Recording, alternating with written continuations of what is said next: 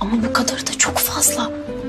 Yani bütün sınıf anladı, bir tek o mu anlamadı sınıfa verilen ödevi?